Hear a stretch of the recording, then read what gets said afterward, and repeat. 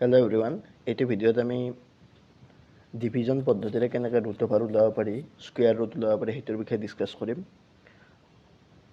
বৰ্গমূল ওলোৱা পদ্ধতিও আমি চাম, যিটো হৰণ পদ্ধতিৰে আমি চাম, কাৰণ ক্লাছ 12 নাইবা ক্লাছ 11ত আমাক এইটো খুব দৰকাৰ হয়। কেতিয়াবা আমি এনেকুৱা ধৰণৰ ৰুট অভাৰ 5 to 1.29 এনেকুৱা ধৰণৰ এটা নাম্বাৰ পাই যাওঁ, যিটো আমাৰ ৰুট অভাৰ ওলাব লগা হয় আৰু আমি কৰিব নোৱাৰোঁ পিছৰ ষ্টেপটো, বিকজ আমি নাজানো যে হৰণ পদ্ধতি নাইবা ডিভিজন পদ্ধতিৰে কেনেকৈ ৰুট ওলায়। গতিকে আজিৰ ভিডিঅ'টোত আমি সেই বস্তুটো ডিছকাছ কৰিম। চাবা,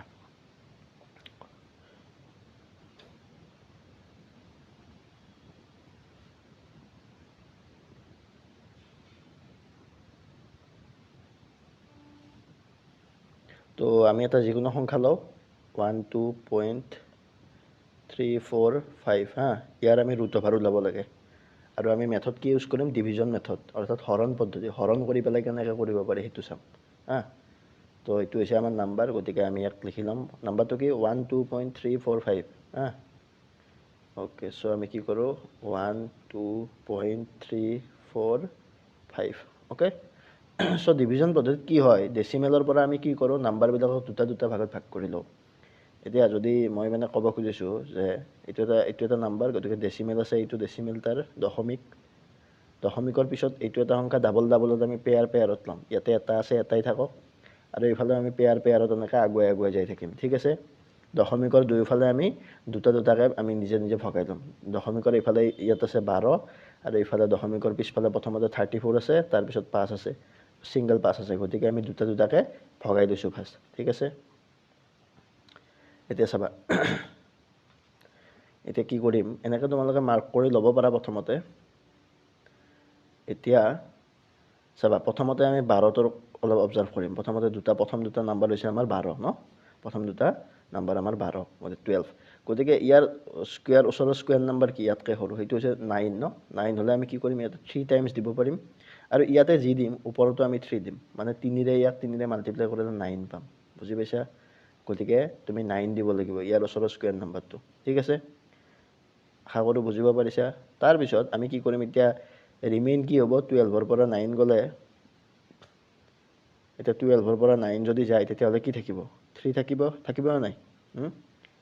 তাৰপিছত 3 থাকিল, ৰিমেইনটো ওলালোঁ। তাৰপিছত আমাৰ নেক্সট কাম হ'ব, ইয়াতে যি লিখিছা তুমি তাত ডাবল লিখিব লাগিব। ইয়াত তাতে 3 আছে, গতিকে ইয়াতে তুমি লিখিব লাগিব 6। পালা বুজি? আশা কৰোঁ বুজিব পাৰিছা। ঠিক আছে, চ' আমি ইয়াতে লিখিম 6 হ'ল।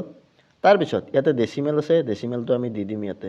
ঠিক আছে, আৰু এতিয়া নামতে দুটা দুটাকৈ নামে সদায়। ইয়াৰ পিছত আছে 3 4, গতিকে 3 4 আমি নমাই দিম। ঠিক আছে, এতিয়া আমাৰ কাম হ'ল, আমি এটা এনেকুৱা সংখ্যা বিচাৰিব লাগিব, চাবা, য'ত এইটো আমি ইয়াতে প্লেচ কৰিম সংখ্যাটো, আৰু সেইটো ইয়াতো প্লেচ কৰিম, আৰু মাল্টিপ্লাই কৰিলে 3 3 4তকৈ আমি কম পাব লাগিব। বুজি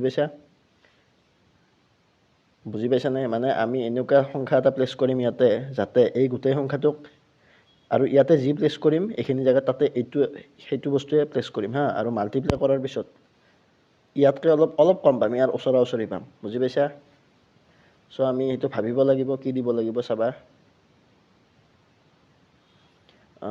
এৰাউণ্ড 5 দিলে বঢ়িয়া হ'ব, 65।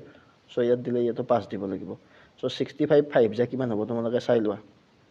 65 5 যা 25, দেন 30, 32, হয়নে নাই?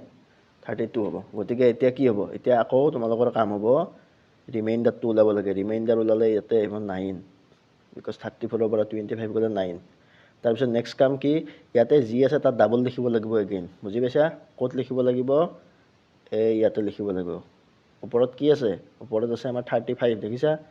ওপৰত 35 আছে এইটো। গতিকে আমি কি কৰিম? 35ত ডাবল ইয়াতে লিখিম, সেইটো হ'ব 70। পালা বুজি? অ'কে, 70 লিখিলা। এতিয়া লগে লগে ইয়াৰ পৰা নামাম আমি দুটা, নমাই দুটা সদায় দুটা আহে। ইয়াৰ পাছৰ পিছত একো নাই, গতিকে 0 এটা থকা বুলি ধৰিব পাৰোঁ, বিকজ ডেচিমেলৰ পিছত আমি এইটো যিহেতু ডেচিমেল আছে, ডেচিমেলৰ পিছত আমি ইনফাইনাইট নাম্বাৰ অফ 0 থকা বুলি ধৰি ল'ব পাৰোঁ। গতিকে আমি 5 আৰু 0 নমাই দিম। পালা বুজি? হ'ল। তাৰপিছত এতিয়া চাবা ভালদৰে, ইয়াতে আৰু মই বেলেগ কালাৰটো লৈ লৈছোঁ। তাৰপিছত ইয়াতে আমি কিবা এটা পুট কৰিম, যিটো বস্তু ইয়াতো পুট কৰিম আগৰ দৰে। ঠিক আছে, তলত যি পুট কৰিম ইয়াতো সেইটোৱে পুট কৰিম, আৰু মাল্টিপ্লাই কৰিলে ইয়াতকৈ সৰু হ'ব লাগিব, কিন্তু ওচৰা হ'ব লাগিব। বুজি পাইছা? কি পুট কৰিম অবভিয়াছলি 1 পুট কৰিম ইয়াতে 1 পুট কৰিম ইয়াতে 1 গতিকে 701 লগত এইটোৰ লগত যেতিয়া 1 মাল্টিপ্লাই কৰিম এইটো মাল্টিপ্লাই কৰিম তেতিয়া কি পাম আমি 701 পাম হয়নে নাই গতিকে ইয়াতে 701 পাম পালা বুজি হল গতিকে ইয়াতে আৰু ডিভাইড কৰি থাকিব নালাগে গতিকে আমাৰ এনসাৰ হ'ব এইটোৱে আমি দুটা ঘৰলৈকে উলাই দিছো এইটোৱে আমাৰ এপ্ৰক্সিমেট এনসাৰ ঠিক আছে গতিকে তোমালোকে পৰীক্ষাত যেতিয়া ম্যাথছ বিলাক কৰি থাকা ফিজিক্স নাবা ফিজিক্সত আমি ম্যাথছত নৰমালি গতিকে ইয়াৰ এনসাৰটো কি হ'ব 3 4 5 আছিল ইয়াৰ এনসাৰটো মই পালো 3.51 আমি হৰণ পদ্ধতিৰে চালো এতিয়া আমি ক্যালকুলেটৰত চাও ইটোৱে আহে না নাই এক্স্যাক্টলি ঠিক আছে চাবা